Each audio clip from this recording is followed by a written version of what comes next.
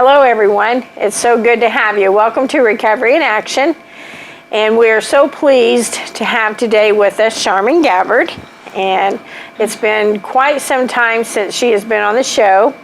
But I wanted to tell everyone, because there's a lot going on in Connersville. Good things, not bad, not negative, but really good things. And this is a very important part of recovery, is knowing resources, knowing places that you can go to for help, knowing people that you can call, and just having the knowledge to get the help that you need. And there's many different situations. I know the Bible says, my people perish for lack of knowledge. And lots of times that's because a lot of people don't know where to go or who to ask. And today we're going to discuss a meeting that Sharma is now conducting here in Connersville. And we're going to talk about how it got started and why she's doing it, because Sharma is in recovery herself. And that means a lot, because Sharma can offer hope to a lot of people in our community, and that's what she's doing. And we're very blessed to have her. And I just want to let everybody know that there's a meeting almost every day of the week in Connersville. On Monday night, there's Better Days. On Tuesday evening, they have, and you can contact Community Corrections. But I believe is it Living in Balance or Thinking for a Change? One or the other. It's one or the other down there. Yes, and then Wednesday evening they have Anger Management, and then it will either be Living in Balance or Thinking for a Change. And then Wednesday evening, I believe the Parish House has a meeting, and on Tuesday nights, Briannas Hope is at Cross Point. And then Thursday evening, they have meetings at the Parish House, and I believe the hospital now is having a grief and, I don't know if it's called grief and loss, on Thursday evenings. They've changed that to for someone that's lost a loved one or family members of, and it's the first Thursday of the month at the Haven. Okay, so there's another resource. And then on Friday evenings, they have a meeting at the Parish House. And Saturday, I believe, is the only day of the week that we don't have something going on, but that will be coming up. I'm sure someone is going to take care of that.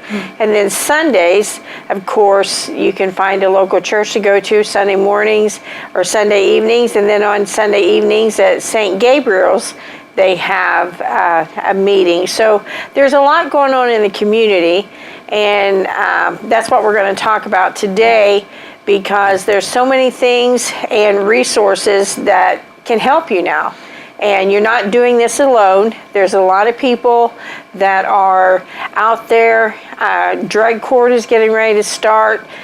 There's just a lot. And then I do want to tell everyone that Dribble Over Drugs is, I believe it's the 9th of June, and it's family friendly. Everyone is welcome to come, and it'll be at Roberts Park. And put you a basketball team together, get a hold of Sheriff Joey Laughlin. There's just a lot of stuff that is going on. So, and it's positive things for recovery. But I want to introduce Sharma, and I want her to tell about Briannas Hope. If you've never heard of it, it is an awesome group, and we just want her to be able to have time to share today. So please welcome Sharma Gabbard. Thank you, Sharon. Thanks for having me. Mm-hmm. Okay, so first of all, Briannas Hope it's a faith-based addiction support group, and we welcome the addict as well as family members of. Mm-hmm. And Briannas Hope started 4 years ago, June 16th. Well, it'll be 4 years ago this coming June 16th that this all came about. And unfortunately, it came about from the loss of a life of a 23-year-old young lady that was in addiction. And Brianna had went missing, and it wasn't the typical not coming home. Generally, she would leave a note or something and let her parents know that she wasn't coming home for the night. And so she had went missing, and no one had heard from her. And then about 10 days later, I think they had put out a 3-state manhunt for her. And so there was a pastor in Red Key, and his name is Randy Davis. And Randy had held... He's great. He's amazing. He's such an amazing man. Yeah. And ironically enough, Randy had no stake in addictions at all. He had just been a pastor for many years, and but he had met Brianna at some point in time. And so when he was aware of her missing, he held a prayer vigil, and so the community came together and they searched for her for 3 months. And unfortunately, they found her body September 1st. Almost 4 years ago, and she had been dumped in the back of a cemetery in Dunkirk, Indiana. And she had parts of her body that was missing, and still to this day they don't have the answers. They still don't have the answers. But during that time that she was missing, her mother had been going through some things in her room and found this journal entry. And from this journal entry, this is pretty much the loss of her life in this journal entry. This is how Brianna's Hope had started. And I'm going to go ahead and share that with you. And in the journal entry it said, "Please, Lord, look after me and my family. Please help me to do the right thing and to show people that I am not a bad person inside or out. And help me, Lord, to get through this disappointment again and know I make mistakes, but who doesn't? I don't do it to do wrong. I do it because I feel as if I have no other choice. I want a better life, Lord, I do. Please help me. Do to me as what you feel is best. I surrender to you in Jesus' name." Wow. And so you can hear the pain in that journal entry, and to know that I know oftentimes people don't understand addiction, but I think the Bible in Romans chapter 7 sums it up really well. It's I don't do what I want to do, and I do what I don't want to do. And for a person that struggles with addiction without the proper support and without people that can show compassion and just love them unconditionally, Absolutely. they don't know how to stop. It's just when someone will say, if you love your kids enough, you'll stop. It's not that. It's we don't love ourselves. Right. And sometimes we're repeating another cycle. We often come from that dysfunctional cycle, and you only know what you know. Until we know how to do better, we repeat what we know. And those are the coping skills that we develop. And so from this and the loss of her life, and Brianna was a typical next door, all-American next door neighbor. She was a cheerleader. I was getting ready to say, I was thinking she was a cheerleader. I remember Beautiful. Randy telling me about that. Yes, very pretty girl. Prom queen candidate, graduated high school, just an absolutely beautiful girl. And she had been introduced to heroin in her early teen years, and it eventually, because of the way she was found, they can't rule her death. So the cause of death is unknown. However, everyone suspects that it was an overdose and her body was dumped. And that's what they feel has happened to her. And like I said, here we are almost 4 years later, and they still don't have the answers to it. And so from the loss of Brianna's life, we now have we have 30 chapters with a few more in process of starting, and in Indiana and Kentucky, and we've sent over 500 people to treatment. Yes. Now tell them about that, because there are ways, because a lot of people, they don't go to treatment or detox because they feel like they don't have the money, they don't have access, the resources. Tell them how that Brianna's Hope will help them actually get to detox. And okay, so eventually they're going to put up, we do have a website, and it has all the chapters meetings on there, so it has all the resources, but A Better Life, Brianna's Hope, so it's ABLBH. And you can go on there, and there's a place on there to contact, or it'll show the chapters, and then it'll take you to our Facebook pages of every chapter that we have. And so you can contact a person, and each chapter has 2 contacts. And if someone doesn't have the funding, insurance, or whatever to go to treatment, A Better Life Brianna's Hope will pay for it. Isn't that awesome? It's detox, so it's a starting point. Right. And then one of the resources that we use actually offer another 2 weeks additional stay. And then after that 2 weeks transition, then you can transition out into one of their homes. But we also have other resources that's available. So it's not that a person can't go to detox. It's if that desire is there, there's options. And not just Brianna's Hope, but we're seeing so much happening now with more resources. But that is something that we will pay for, and expect nothing in return. Right.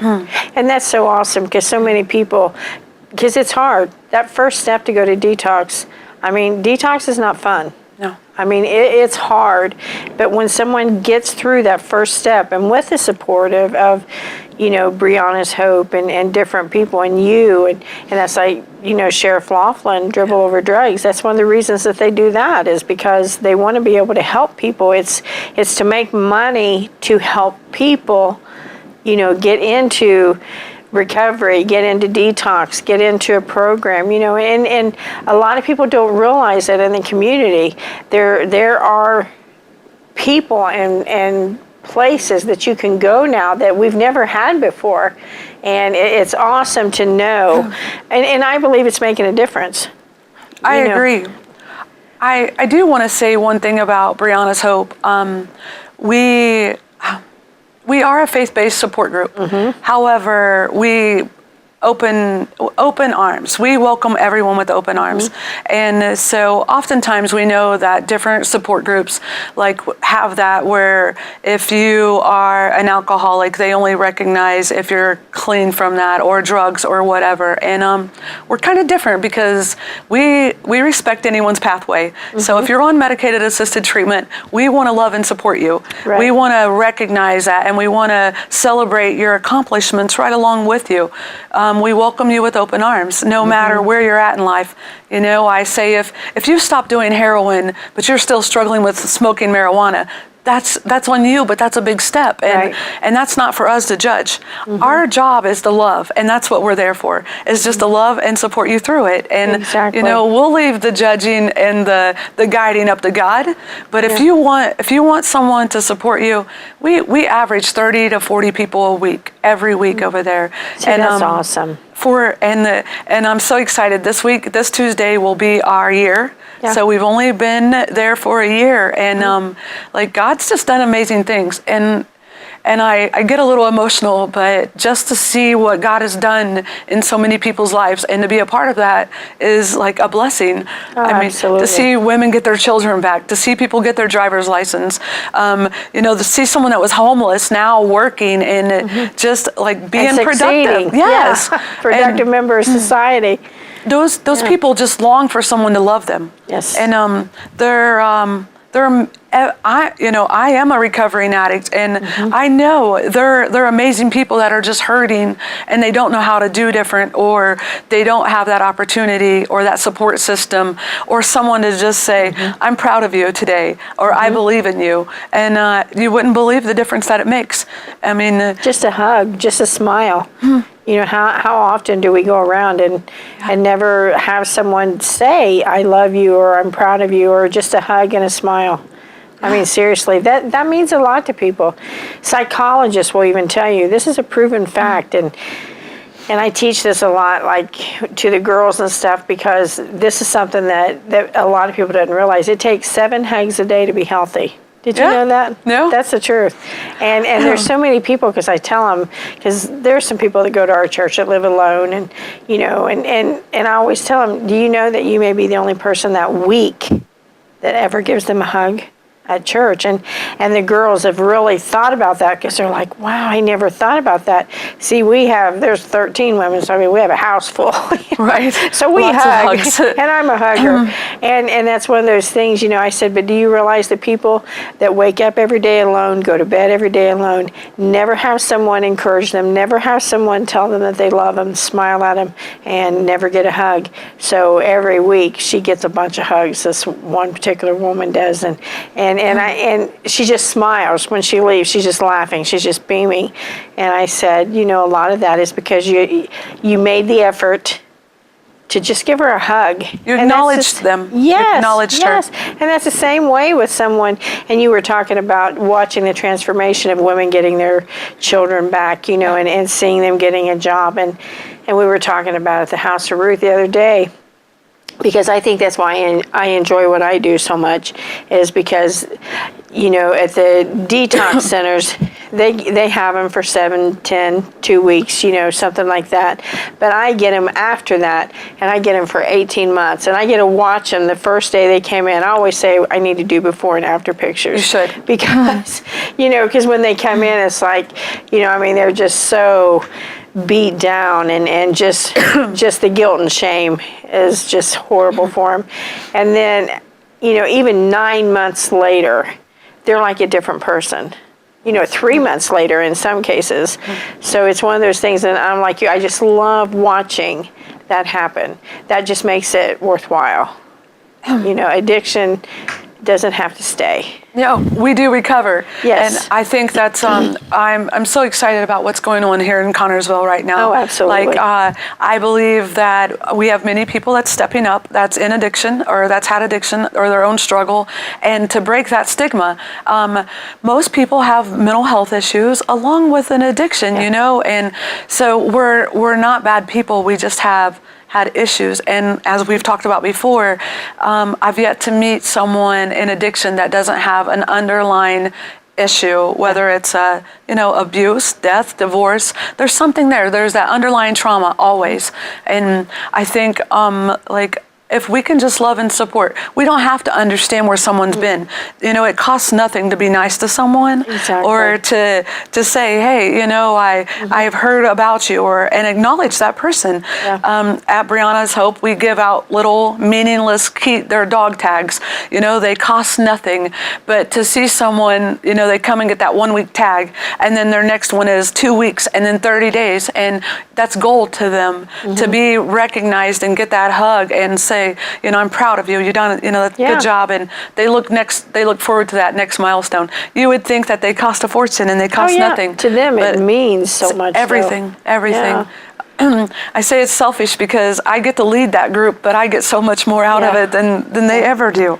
Yeah. And then returning, that it's doing something for them when they return. Yes. And that makes it nice. Do they still give out the blankets? We do. Yes. And we give out T-shirts. So for every newcomer, we give a blanket, and we call it a wrap of love. Yeah. Because oftentimes when someone gets to the point of a meeting, they've lost all their personal belongings. They don't have any family left because we burn those bridges. And understandably, we lie, we cheat, we steal, and we live from house to house, couch to couch, whatever. And so we give them a blanket, and we just tell them, whenever you're feeling lonely or restless, just wrap up in that blanket and know that we love you, and they have our phone numbers. We're there for them no matter what.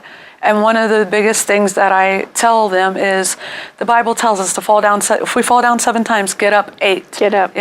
We're not there to judge. And as long as we have breath in our bodies, that's God's chance of giving us another opportunity to get it right. And it just adds to our testimony. Yeah. I always say, as long as there's breath in your body, there's hope. Yeah. It doesn't matter. And just like in the recovery coach classes that we were in, people in recovery, when they say they are. Yes. We can't judge and say, well, you're still doing this, but we don't know what they did before. They're trying. As long as they're trying, and they tell you they're in recovery, then I'm like you, okay. And let's get through this. That's right. So what can I do to help you? Yes. Where are we going? Where do you want to go? And I love that. I do too. It empowers the person. And to allow them to be in control instead of having that rigid, this is what you're going to do and this is what has to be done. And I'm thankful for all the programs and all the pathways out there. And my foundation was a very rigid program. But it took me many years to get to surrender to that program. I had many relapses in there, or I don't really feel like I ever had recovery. You have to know or have a program or know what you're doing. Right. You have to be following something to call it recovery, I believe. Recovery structure. Yes. And lots of people in addiction don't have structure. Never. They kind of do their own thing, and it's like the definition of being, crazy is, insanity. Insanity, just doing the same thing over and over and expecting a different result. Yes. And I think that's where people get, and they truly want to change, but they don't know how to change. And that's what recovery does. It empowers them, gives them tools, teaches them, trains them, gives them structure so they can successfully recover. And I love that aspect of it. it's so exciting. I look at the difference, and I think we have a lot more success than what we know. Oh, yeah. You know, I think some people, once they enter recovery, they go on with their lives. They don't want to be in that spotlight. They move on from the criminal history, and they have their families, and they settle down, and they move forward. And then I'm thankful for those that are right out there in it, because I read something this morning, and it said, let your passion become, eventually your passion will become your profession. And I'm like very thankful for that, because today I think that everything that the enemy meant to destroy me, God has used to employ me. Turned it around. Yes, and I don't have to have those secrets. And that's one thing with our group. We have speakers often coming to share their story, or we'll have a topic. And or if someone's got an issue, then it's all about them. You know, what can we do for you? We don't have we have a structure of the program as far as what we do each week, but we don't have where it has to be this way. You know, if someone's hurting, then what can we do for you? You know, let's make it about you today. Yeah, and you never know who's going to walk through that door. Never. I mean, you just don't know, because I know I have that flyer that you made up with, you know, all the meetings and stuff hanging on our, and the girls love coming. We love having them. Yeah, and it's one of those things, you just don't know who's going to walk through the door, who you're going to help. And like you said, you can't have it so structured that when they walk through that you have to say, now, I know you're hurting today, but this is what we're talking about. Right. It doesn't work that way, because when you're there to help people and support people, you have to meet them where they're at. That's it. That's the biggest thing. Meeting them where they're at is the key. Yeah. So do you want to tell a little bit about why that you started doing the Briannas Hope? Because I know a lot of people know you, but a lot of people don't. And I want people to understand, and the whole idea of this program, many times, and I will say this, is, I mean, we want to make sure that people know that there's hope out there. Just because you're in addiction right now doesn't mean you have to stay there. And there are places that you can go. There's people you can call. There's people you can go see. There's counselors. There's so many resources now that we have never had, like we have been saying, through this Hope program. And the outcome does not have to be gloom and doom. The outcome can be prosperous. I mean, look at where you're going now. I mean, just think, when you were in prison, would you have ever thought that you're where you're at today? I never imagined that I could have a life like I do today at all. So a little bit about my story. I struggled with addiction for almost 30 years. I come from a very dysfunctional family, and the same as far as I had the cycle of mental abuse, emotional abuse, and sexual abuse. And from a very early age, I was told that, you know, I was worthless and that I would never amount to anything. And so coming from that background, I think as a little girl, I never had hopes and dreams. My only hopes and desires was to get out of that house. And so with that, for me, it started as soon as I hit junior high. That was my opportunity to get out. And so early on, it was just skipping school, drinking and drugs, and, you know, sex and being sexually abused and in those situations.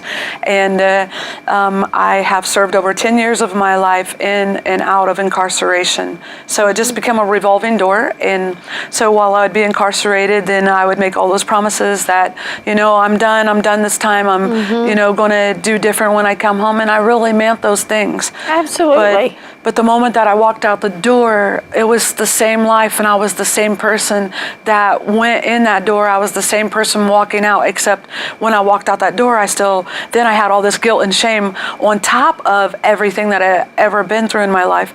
I say that I learned 3 things early in life: don't talk, don't tell, and don't feel.